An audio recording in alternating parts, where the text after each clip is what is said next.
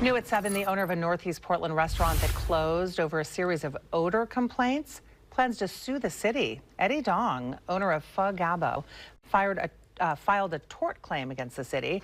That is a legal document expressing intent to sue. Dong says an anonymous neighbor complained about the smell coming from his Vietnamese restaurant. He decided to close the location after receiving thousands of dollars worth of fines. City leaders promised to look into reforming the odor ordinance after that story broke.